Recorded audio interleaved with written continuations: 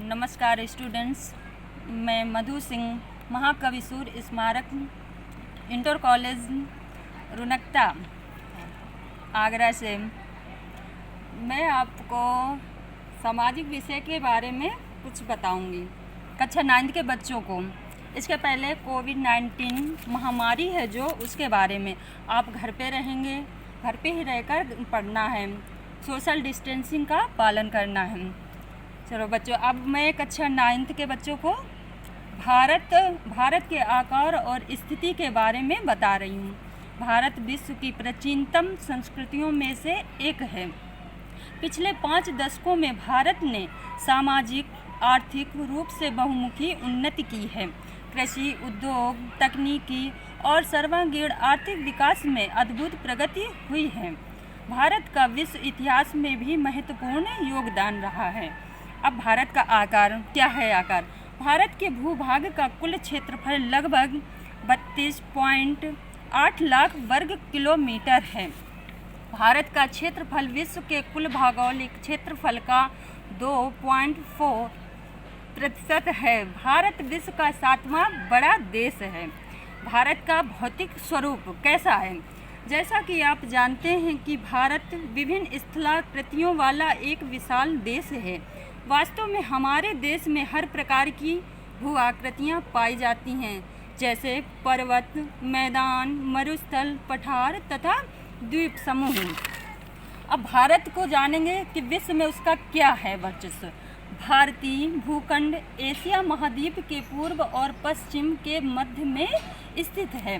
भारतीय भूभाग एशिया महाद्वीप का दक्षिणी विस्तार है।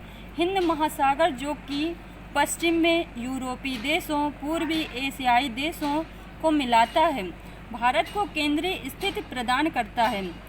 दक्षिण का पठार हिंद महासागर में शीर्षवत फैला हुआ है। भारत को उपमहाद्वीप का दर्जा क्यों दिया जाता है, इसके बारे में हम जानते हैं। भारत एशिया महाद्वीप के दक्षिण में स्थित है। एशिया का भाग होते हुए भी यह एक विशिष्ट भौगोलिक इकाई है। हिमालय पर्वत इसे शेष एशिया से पृथक करता है। भारत की इस विशेषता के कारण भारत को उपमहाद्वीप का दर्जा दिया जाता है। भारतीय उपमहाद्वीप में भारत के अतिरिक्त पाकिस्तान, नेपाल, भूटान, बांग्लादेश, श्रीलंका, मालदीव आदि देश शामिल हैं। अब बच्चों जानेंगे डेल्टा क्या है। नदी जल में प्रवाह की गति के अनुरूप अवसाद परिवहन की अपार क्षमता होती है। नदी अपने प्रवाह के क्रम में अपने साथ भारी मात्रा में कंकड़, पत्थर, बजरी, बालू, मिट्टी, गाद आदि बहाकर लाती है। नदी के प्रवाह की गति मंद होने के साथ अवसादों का जमाव होने लगता है। मुहाने के निकट जिन नदियों की गति मंद होती है वे नदियाँ अपने मुहानों पर बारीक से बारीक तलछट जमा करने को बाध्य हो जाती हैं। यही जमाव नदी के मार्ग में अवरोध बनकर उसे विभिन्न शाखाओं में विभाजित कर देता है।